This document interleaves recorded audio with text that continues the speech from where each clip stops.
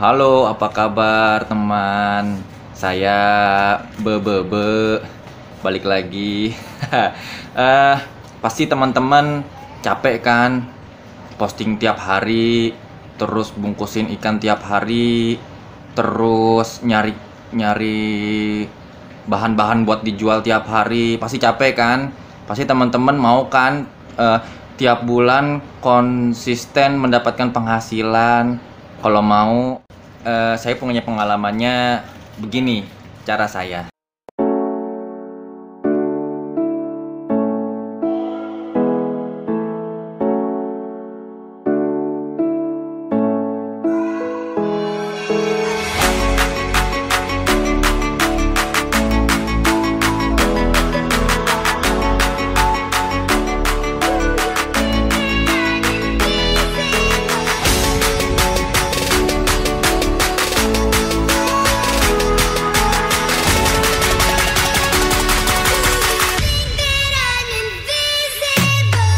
Pertama, eh, kita harus belajar manajemen sebenarnya.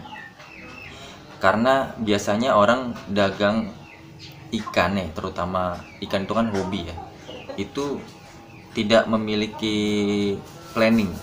Jadi eh, tiap harinya itu ya jualan aja, gimana caranya dapat penghasilan. Tapi teman-teman pernah berpikir nggak, misalkan hari ini dapat penghasilan besar gitu ya dari jual ikan. Pernah berpikir nggak, 2 bulan 3 bulan ke depan kira-kira masih bisa jualan nggak? Terus masih laku nggak? Atau masih dapat penghasilan nggak di bulan depan itu? Pasti teman-teman kadang-kadang sih nggak berpikir ke sana ya, karena gue juga dulu pernah ngalamin bahwa yang penting tiap harinya gue punya penghasilan gitu. Jadi gue bisa makan, bisa punya kehidupan dan lain-lain, karena memang tiap orang itu punya kebutuhan ya. Tapi lambat hari gue berpikir gitu, ternyata kita perlu memanajemen agar kita nafasnya panjang. Nah, caranya itu pertama, kita harus menentukan ikan apa aja atau barang apa aja yang mau kita jual di dagangan kita gitu. Jangan tidak punya prioritas dan minoritas. Prioritas dan minoritas maksudnya, kadang-kadang orang gini, lagi rame ini ikut, lagi rame ini ikut. Menurut gua itu kurang bagus ya, karena jatuhnya temen hanya dagang-dagang aja gitu, tapi tidak direncanakan menjadi bisnis gitu, menjadi sebuah usaha yang konsisten dapat penghasilan tiap bulan. Jadi pertama yaitu teman-teman harus mikirin tuh, barang apa sih yang hampir teman-teman bisa pastikan tiap bulan itu pasti bisa kejual. Itu pertama ya. Nah, kalau main ikan, kadang-kadang orang berpikir gimana kalau jualan ikan sambil jualan pakan. Nah, hati-hati, teman-teman bisa terbagi fokus, karena dengan jualan pakan, teman-teman misalkan merasa enak jualan pakan, akhirnya ikan teman-teman terbengkalai, alias tidak teman-teman maksimalkan. Sebenarnya gini, sebenarnya yang namanya dagang ikan menurut saya udah banyak banget yang berhasil ya. Maksudnya berhasil dalam artian udah pada bisa lah dagang gitu ya. Cuman kadang-kadang gimana sih cara memaksimalkan agar konsistennya itu yang susah ya. Aduh, berisik kamu. Nah, balik lagi, kenapa gua bilang jualan pakan itu membagi fokus ke ikan? Karena sebenarnya kalau gua berprinsip bahwa pakan itu jualan pakan itu adalah opsional dan tambahan menurut gua ya. Kalau kita asik di dagang pakan, padahal pakan itu bisa didapatkan oleh semua orang. Nah, lihat sekarang itu hampir semua orang udah bisa kutu air gitu kan. Jadi pakan menurut gue, yang dagang pakan juga lambat laun akan menurun gitu, kebutuhan atau demand terhadap pembelian pakan tersebut gitu. Dan apalagi sekarang banyak kan persaingan orang yang jualan pakan itu. Jadi menurut gue nggak bisa nih dijadikan sebuah produk yang menguntungkan kita gitu, memaksimalkan perdagangan kita. Jadi menurut gue itu hanya ini ya. Kalau gue dulu tuh jualan pakan itu, yang gue pikirkan adalah gimana caranya gue ngasih makan ikan gue dengan gratis. Karena misalkan gue beli pakan harga 100.000 gitu kan. Nah, separohnya ini gue jual dengan harga 100.000 juga. Jadi intinya gue dibayarin sama orang untuk ngasih makan ikan gue. Tapi karena kadang-kadang ada orang berpikir, enakan jual pakan akhirnya. Nah ini manajemen yang ini yang harus dipikirkan. Jadi kita harus mikirin bener-bener produk apa yang kita mau jual gitu. Itu pertama. Yang kedua, kita harus pinter-pinter nyiapin amunisi. Nyiapin amunisinya gimana? Kita harus bisa ngerem. Karena kadang-kadang orang kalau lagi punya ikan banyak itu pengennya jual cepet dan banyak gitu. Pernah nggak teman-teman berpikir misalkan punya ikan 1000 ekor, terus teman-teman langsung jual sekaligus 1000 ekornya? Pernah nggak berpikir bulan depan kira-kira gue punya ikan 1000 ekor lagi nggak? Itu pertama. Yang kedua, bulan depan gue bisa nggak jual 1000 ekor lagi gitu. Yang ketiga adalah kira-kira saat gue jual 1000 ekor ini, gue bisa nggak mencukupi kehidupan gue 2 bulan 3 bulan ke depan saat gue nggak jualan ikan. Nah itu. Jadi banyak yang gue perhatiin itu ya, saat orang punya ikan banyak akhirnya mengobral. Akhirnya itu juga berdampak pada penurunan harga ikan itu tersendiri gitu. Contoh kayak beberapa ikan lah ya, komoditas ikan, terutama cupang lah ya, cupang dan cana lah gue ngomongin, karena gue memang main di cupang dan cana. Di cupang saat orang udah pada bisa ngebreed dan orang menjual banyak, partai itu pasti lebih murah ya kan. Akhirnya karena semua orang jual partai. Akhirnya misalkan katakan Blue Rim aja lah ya, yang gampang ngomongnya ya, Blue Rim atau Dragon gitu ya. Karena semua orang sudah punya komoditas itu, akhirnya semuanya mau ngejual dalam saat yang bersamaan dalam tempo yang singkat-singkatnya. Akhirnya ya udah barang menyebar banyak.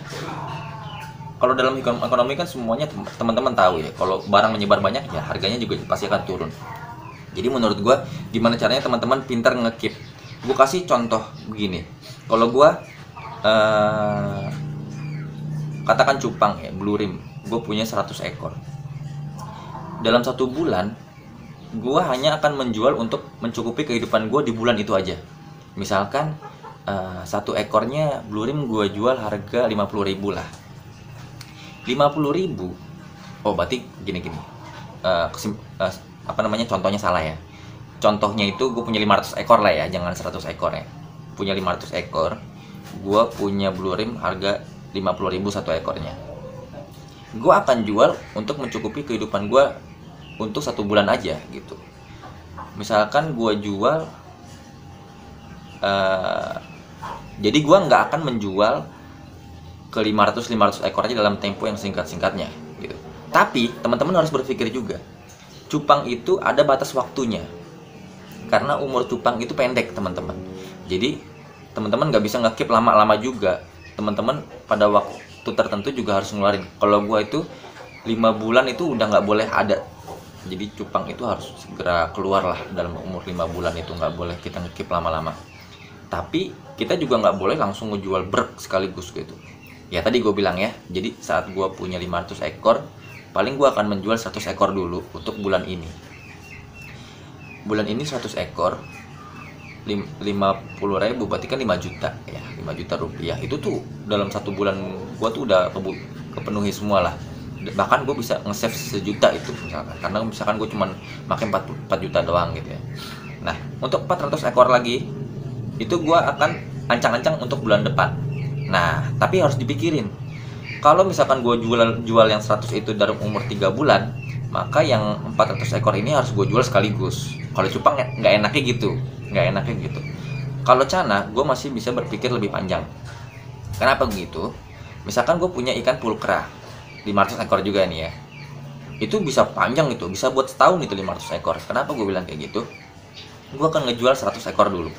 100 ekor itu katakan harga 35.000 1 ekornya dalam umur tertentu ya, dalam umur tertentu. Itu si 100 ekor ini bisa menciptakan uang 3.500.000. 3.500.000 ini udah cukup untuk 1 bulan ya kan. Bulan depannya lagi gue bisa jual 100 ekornya lagi, tapi harganya udah lebih meningkat karena size-nya udah lebih besar. Katakan dia udah 50.000 gitu kan. 50.000 dalam umur sebulan, gue jual lagi 100 ekor. Jadi bulan depan gue dapat 5 juta rupiah. 3,5 juta bisa gue pakai, 1,5 juta bisa gue simpen. Mungkin untuk bulan depannya lagi, atau gue simpan aja, mungkin bisa buat beli inventaris atau beli apa gitu kan, atau beli indukan. Kadang kita juga perlu indukan, nambahin indukan gitu kan. Nah ini nih yang terpenting itu manajemen ininya nih. Kadang-kadang kita udah punya 500 ekor, karena kita kalap gitu ya, udahlah jual 500 ekornya, harganya 10.000 kali 500 cuma 5 juta ya. Iya kan, 10.000 kali 500 ekor 5 juta. Jadi uang itu nggak cukup untuk berbulan-bulan karena kita nggak pintar manajemen itu. Makanya harus nyiapin amunisinya itu. Nah itu teman-teman harus mikirin amunisi. Nah amunisi itu tersendiri itu ada, lanjut ke poin ketiga itu, yaitu poin ketiga adalah perbanyak produk. Kenapa gue bilang perbanyak produk? Kita nggak bisa jual satu produk. Misalkan gue main cupang aja gitu. Kadang-kadang gimana ya, kalau main hobi itu dia tuh muter kan. Kadang-kadang lagi suntuk, kadang-kadang lagi apa. Nah itu yang kita harus pikirkan. Jadi gimana caranya kita punya produk yang kuat tapi saling bergantian gitu. Kadang-kadang kayak Cana itu kan ada musimnya ya, ada musim kawin, ada lagi musim gak kawin. Kalau lagi musim kawin ini barang lagi banyak-banyaknya, tapi nggak enak kalau ngejual itu pada musim kawin karena harga lebih murah. Jadi kalau lagi musim kawin kita bisa jual cupang dulu gitu kan, pas cupang lagi agak turun kita jual Cana gitu. Jadi kita harus punya produk yang cukup kuat lah ya. Dan gue bilang harus nggak satu produk gitu. Jadi itu poin ketiga. Poin keempat atau poin terakhir lah menurut gue ya. Menurut gue kita harus memastikan segala sesuatu. Maksudnya apa nih? Jadi gini, kalau teman-teman punya ikan atau punya apa gitu ya, saat teman-teman jualan di media sosial, itu menurut gue teman-teman jualan kepada ketidakpastian, karena di situ pembelinya tuh bisa beli bisa enggak, ya kan? Saat teman-teman posting bisa dia suka bisa dia enggak gitu. Jadi menurut gua kayak ya tunggu takdir aja lah, kalau ada yang beli ya syukur, enggak ya udah. Menurut gua nggak bisa kayak gitu. Kita harus membuat kepastian terhadap dagangan kita. Gimana caranya? Kita nggak boleh ketergantungan terhadap media sosial. Jadi kita harus mencari customer yang tetap gitu. Gimana cara mencari customer yang tetap? Ya memang awal mulanya dari media sosial. Di media sosial itu kita bukan untuk mencari pembeli yang satu waktu aja, tapi gimana caranya kita bikin relasi terhadap dia gitu. Jadi buat perkenalan, jadi menurut gua. Jadi misalkan kita posting, nanti kita kenalan. Nah kita tuh berikan penawaran yang membuat dia itu akan berulang beli ke kita gitu. Jadi saat kita udah kenal dia, oh bang, gue punya produk ikan gue banyak nih bang, gue tiap bulan begini, abang jualan kan, gimana kalau saya kasih penawaran kayak gini. Nah itu, jadi menurut gue teman-teman harus ciptakan kepastian terhadap dagangan teman-teman. Gue juga masih belajar sih dalam tahap itu, karena susah banget membuat orang selalu berlangganan dengan kita, itu susah banget. Nah jadi menurut gue keempat poin itu penting banget ya, agar teman-teman bisa rutin main ikan, dagang dengan pendapatan konsisten, selalu mendapatkan pendapatan yang konsisten gitulah ibaratnya. Jadi menurut saya itu perlu banget teman-teman pikirkan. Yang poin terakhir itu yang paling penting lah, gimana caranya membuat kepastian terhadap usaha kita, karena kepastian itu sangat berbahaya. Makanya teman-teman pasti nggak suka di PHP, karena PHP itu nggak enak, apalagi sama perempuan yang kita sukai. Maka sebagai perempuan tidak boleh mem-PHP kita, karena kalau mem-PHP aku bisa sedih. Kalau sedih aku